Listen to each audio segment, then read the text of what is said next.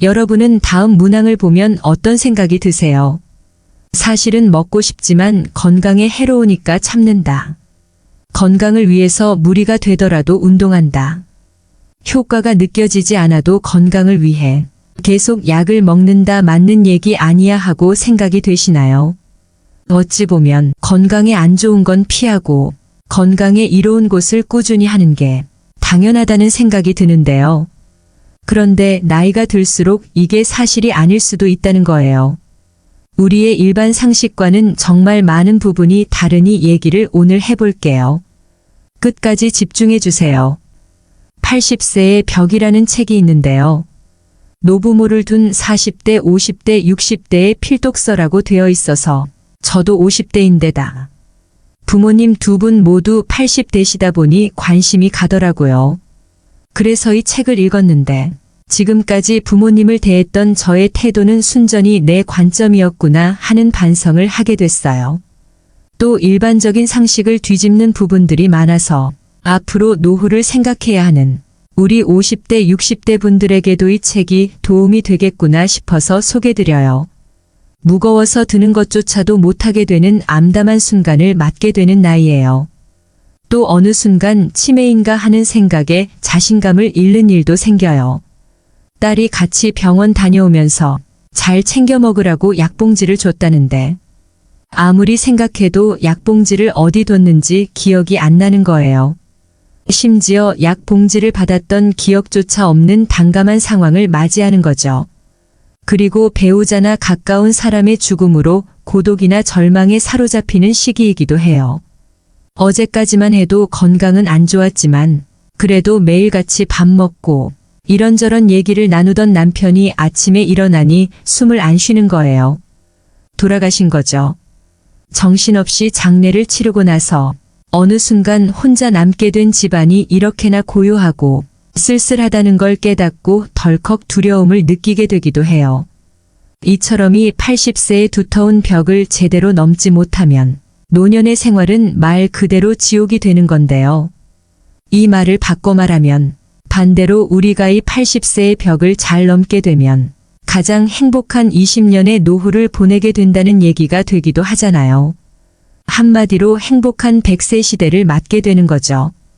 그래서 오늘은 이 책을 봐 80세의 벽을 잘 넘는 방법을 6가지로 나눠서 소개해 드릴게요. 80대의 우리 부모님들 뿐만 아니라 또 앞으로 나이가 들어갈 우리 50대, 60대 분들에게도 분명히 도움이 될 거예요. 첫 번째, 여료자보다 배우자가 낫다. 재산이 있는 사람이 노후에 재혼하고 싶다고 자식들에게 얘기하면 자녀들은 대부분 반대한다고 해요. 반대로 재산이 없는 사람이 노후에 재혼하고 싶다고 하면 자녀들은 대부분 축복한다고 해요. 왜 그럴까요? 재산이 있으면 자식들은 결혼은 반대해요. 어차피 상대방이 결혼하는 목적은 재산이니까요. 하면서 반대를 한다는 건데요. 한마디로 자신에게 돌아올 유산의 몫이 줄어들기 때문이겠죠. 반대로 재산이 없으면 좋은 사람 만나서 참 다행이에요. 외롭지 않고 행복한 노후를 보낼 수 있겠어요. 하면서 축하한다고 해요. 물론 실제 축하하는 마음도 있겠지만 머릿속으로는 아버지나 어머니가 질병 등으로 돌봄이 필요하게 될 경우 그 고민을 덜 수 있겠다는 계산도 함께 들어있기 때문인 거죠. 그래서 아무리 자식이 효도를 한다고 해도 배우자만 못하다는 건데요. 내가 힘들고 외로울 때 지켜주는 사람은 옆에 있는 배우자지 멀리 떨어져 살면서 가끔 한번 얼굴만 삐죽 내비치는 자식들이 아니라는 거예요. 그래서 미우나 고우나 배우자 살아있을 때 서로에게 최선을 다해서 잘해주며 지내야 하는 거고요. 만약 위해 사례처럼 재혼을 할 경우에도 설령 상대방이 돈을 목적으로 접근을 한 것이라도 크게 문제가 되지는 않는다는 거예요.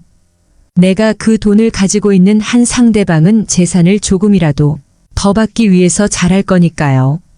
한마디로 돈에 조금이라도 여유가 있다면 자식에게 물려주려고 할 것이 아니라 내 노후를 어떻게 하면 조금이라도 더 행복하게 보낼 수 있을까에 고민하고 쓰는 것이 현명한 방법이에요.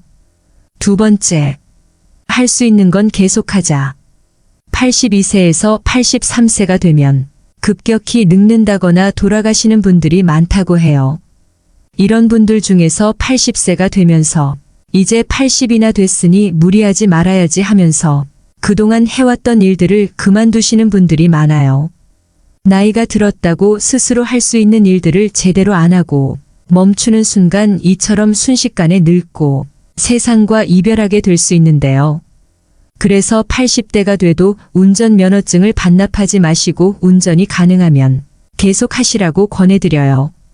최근 들어서 뉴스에서 노년 교통사고에 대한 기사들이 많이 나오고 하는데요. 실제 교통사고 현황을 살펴보면 80대 운전자가 일으킨 사고도 있지만 20대 운전자가 일으킨 사고가 더 많아요.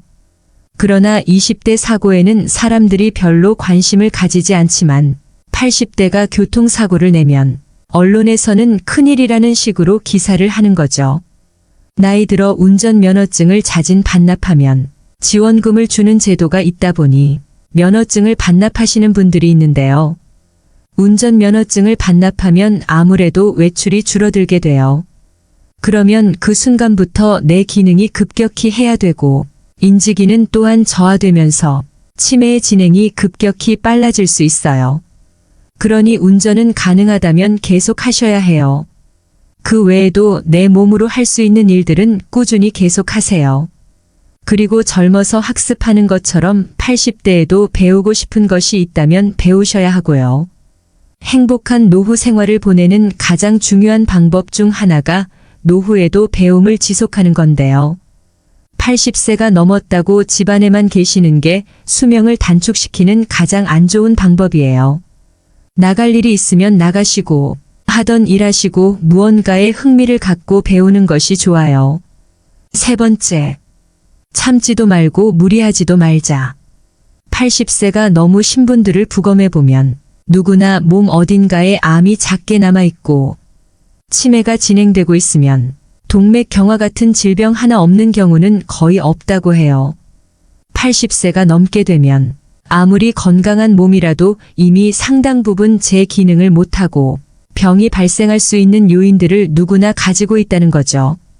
언제 무슨 병이 생길지 모르고 오늘 건강하다가도 내일은 일어나지 못할 수도 있다는 거예요. 그렇다면 어떻게 해야 할까요? 한마디로 건강을 위한다는 명분으로 참지도 말고 무리하지도 말라는 거예요. 먹는 양을 줄이세요. 맵고 짜고 단 것은 피하세요. 기름기 많은 건 먹으면 안 됩니다. 이런 얘기는 60대까지는 효과가 있지만 80세를 넘기면 전혀 도움이 안 되니 신경 쓰실 필요가 없어요. 먹고 싶은 욕구는 몸이 필요하다는 것이니 입에 당기는 음식은 드세요. 체중 조절한다고 굶거나 식단 관리하지 마세요. 살이 좀 찐 사람이 오히려 더 오래 산다는 통계도 있어요. 야채가 건강에 좋다고 매일 풀떼기만 드시지 마시고요. 나이 드실수록 단백질 상승을 위해서 고기 많이 드셔야 해요. 또 술이 몸에서 받는다면 드시고 싶은 대로 드세요. 아침, 점심, 저녁 삼시세끼 술을 드시는 것은 안 되겠지만 하루 반주로 한 번 정도 드시는 것은 괜찮아요. 대신 80대 이후는 골밀도가 낮아져서 넘어지시면 골절될 수 있으니 술 드시고 넘어지지 않을 정도로 조심해 주세요. 또 80대를 목전에 두고 운동을 열심히 하는 것도 아무런 도움이 되지 않아요. 오히려 무리해서 운동하다 체내에 활성산소가 만들어지게 돼요. 노화를 촉진할 수도 있어요. 열심히 운동하는 것은 60대까지는 건강에 도움이 되지만 80세를 목전에 두면 별다른 도움이 되지 않으니 가능하시면 그냥 가벼운 산책 정도면 충분해요. 네 번째, 건강검진을 받지 말자. 80대를 목전에 두고 건강검진을 받아보면 정상으로 나오는 수치보다 비정상으로 나오는 수치가 더 많은 것이 일반적이에요. 건강검진에서 정상 수치라는 것은 평균치에 가깝다는 얘기인데요. 비정상 수치라는 것은 평균치보다 높거나 낮은 것을 의미하고요. 우리가 이 평균의 함정에 빠져서 사는데요. 정상 수치라는 것은 남녀에 따라 다르고 환경이나 체질에 따라 다르고 나이에 따라 다르고 체형에 따라 다르고 생활 습관에 따라서도 다른 거예요. 어디까지가 정상이고 어디까지가 비정상인가가 문제가 아니라 정상 수치에도 건강에 문제가 있는 사람이 있고 비정상 수치에도 건강에 전혀 문제가 없는 사람도 있다는 거예요. 80대에 암 진단을 받았다고 해서 바로 수술하고 하는 경우가 많은데요. 그렇게 수술하고 나서 아무 치료가 되더라도 이전에 정상적인 생활을 못하게 되는 경우가 많아요. 몸 상태가 그 수술을 견딜 만큼 건강하지 않은 상태에서 수술을 하니 암세포는 없앴더라도 건강이 나빠져서 그때부터 누워서 지내게 되는 거죠.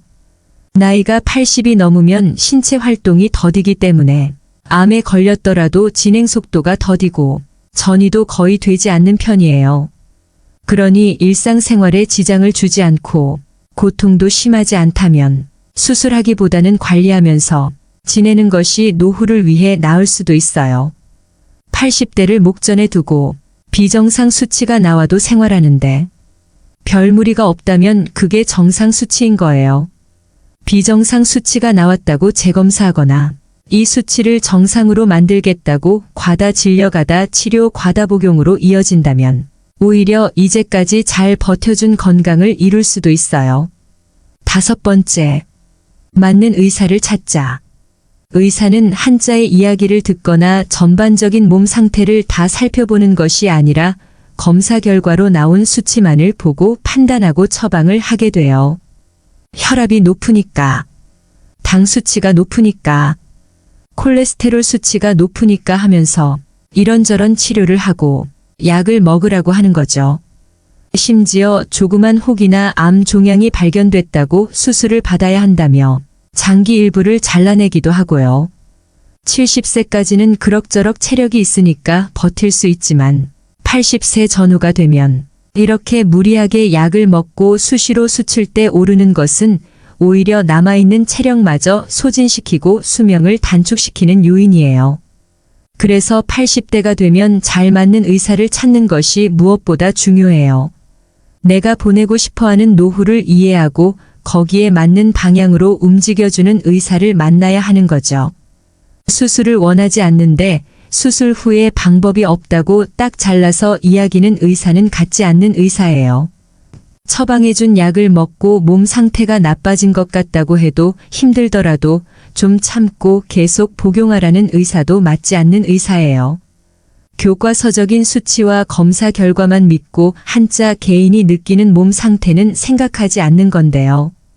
이런 의사는 자신과 맞지 않는 의사님 피해야 해요. 그렇다면 자신과 궁합이 잘 맞는 의사는 어떻게 찾아야 할까요? 만약 처방해준 약을 먹고 몸 상태가 오히려 안 좋은 것 같다고 얘기하면 약이 잘 안 맞는 것 같네요. 다른 약으로 바꿔보겠습니다. 하거나 그렇다면 양을 좀 줄여보겠습니다라고 한다면 일단 우선적으로 고려할 수 있는 의사예요. 나이 드실수록 병원에 자주 가게 되는데요. 의사도 사람이라 만났을 때 이야기도 잘 들어주고 왠지 믿음이 간다면 자신과 잘 맞는 의사일 수 있어요. 그러니 좀 젊은 우리 50대, 60대 때 이 병원 저 병원 다니면서 많은 의사를 만나보는 게 좋아요. 본인과 잘 맞는 병원과 의사를 알아두는 것은 무엇보다 중요하거든요. 6번째, 약은 최소한으로 먹자. 병원에 가면 각과마다 전문의가 있는데요. 심장 전문의, 간 전문의, 흉부 전문의, 관절 전문의든 각각마다 해당 전문의가 진료를 하고 또 거기에 알맞다고 하는 약을 처방하게 돼요. 처방을 잘할수록 약의 숫자와 양은 점점 많아져서 한 번에 먹게 되는 양이 한 움큼씩 되게 되는데요. 이렇게 되면 약이 되는 것이 아니라 독이 될 수도 있다는 사실을 기억하세요. 이런 장기별 전문 진료 체계는 60대까지는 효과가 있지만 80대 전후에는 별로 도움이 되지 않아요. 예를 들어 순환기 전문의가 진료를 하고 나서 콜레스테롤 수치가 높여야 한다고 해요. 그러나 콜레스테롤 수치를 약으로 낮추면 면역 기능이 저하되고 암이 진행되기 쉬우면서 감기나 독감에도 쉽게 걸려요. 혈관계 이상으로 죽는 게 아니라 암이 진행이 되거나 폐렴으로 죽게 될 수 있는 거죠. 혈압이 높다고 혈압을 낮추는 약을 먹게 되면 80대의 좁아진 혈관 속으로 혈액이 제대로 순환하지 못하게 되는데요. 혈액을 통해서 흐르는 산소와 영양분이 전신세포 골고루 전달되지 못하다 보니 뇌가 저산소 저혈당 상태가 되어 위험해질 수가 있어요. 이처럼 80대에는 혈압과 혈당치가 높다면 다소 높은 상태로 유지하는 것이 오히려 건강에 좋을 수 있어요. 약은 필요할 때 필요한 양을 최소한으로 먹으면 돼요. 머리가 아플 때 두통약 먹으면 되고, 위가 아프면 위장약 먹으면 되고, 소화가 안 되면 소화제 그때 먹으면 되는 거예요. 5년이 되면 여러 가지 약을 하는 쿠션이 매일 시간 맞춰 규칙적으로 돌아가실 때까지 드시는 분들이 대부분이에요. 그렇게 먹는 게 당연하다고 믿지만 이렇게 여러 가지 약을 장기간 복용하는 것이 정말 효과가 있는지에 대해 의학계에서도 확실히 조사된 결과가 없다는 사실을 기억하세요. 지금까지 80세의 벽을 넘어서는 방법 6가지를 알아보았는데요. 80세가 넘으면 이것저것 가리지 마시고 하고 싶은 일하고 먹고 싶은 건 먹고 마음 내키는 대로 몸 가는 대로 자유롭게 사시는 것이 건강하고 행복하게 사는 거예요. 여러분들의 건강한 노후를 응원할게요. 오늘 정보가 도움되셨다면 구독, 좋아요, 알림 설정 해주시고요. 저는 더 유익한 영상으로 다시 찾아뵐게요. 감사합니다.